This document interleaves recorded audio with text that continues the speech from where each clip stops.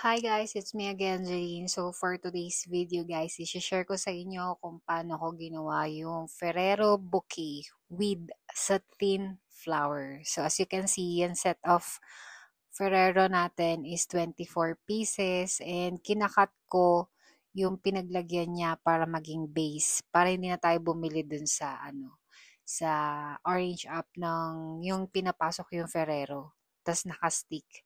So ayan, kinat ko yung pinaglagyan ng Ferrero tapos ininsertan natin ng barbecue stick. So, para maging stable yung mga yan guys, lagyan mo ng glue stick using glue gun. So, as you can see, nilagyan ko siya ng glue stick and saka ko ininsert yung Ferrero. So, para maging straight yung barbecue stick, yan, i-guide mo siya yan. Diba? Ang dami nagawa. So, para malaman natin kung stable ang Ferrero dun sa base, sa stick, okay? And yung maramihan na bit-bit. O, diba? Very stable. So, after nyan, guys, talagyan natin siya ng mesh, yung pink na yan. So, papakita ko sa inyo kung paano siya ginagawa. So, yung square mesh na yan, ifo-fold mo siya.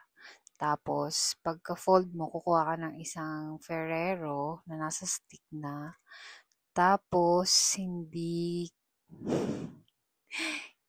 na makita sa camera yung ginagawa ko, guys. Explain ko na lang, guys, kung ano yung ginagawa ko sa gilid dyan. Bali, inikot ko yung mesh, tapos nilagyan ko ng scotch tape, guys, yan. Kita nyo, parang iniikot-ikot ko siya. So, nilagyan ko ng scotch tape. Semi mahaba yung scotch tape, guys, kasi dapat solid yung pagkakaikot mo. And I think tapos na ako niyan at makikita nyo na yung final outcome. Yun, di ba? Inikot-ikot ko pa. Yan, ganyan. So, try natin ulitin. So, yun nga, may square mesh ka dapat.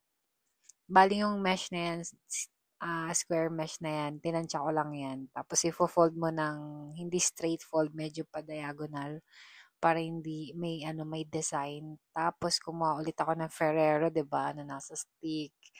Tapos, hindi na naman siya makita. Ayun, nakita niyo guys, ayan na. Nag-iikot na ako ng mahabang scotch tape dyan guys para maging secure talaga na hindi kakawala yung mesh. Yun ang purpose niya. So, after nyan guys, nakita niyo yung 9 na Ferrero na nakatusok na sa floral foam. Yan ay magiging base natin. And after na malagyan ng lahat ng mesh, i-assemble ko na siya isa-isa, paikot. So, yan. As you can see, nagdadagdag na ako ng mga Ferrero until mailagay ko lahat yung 24 pieces na Ferrero.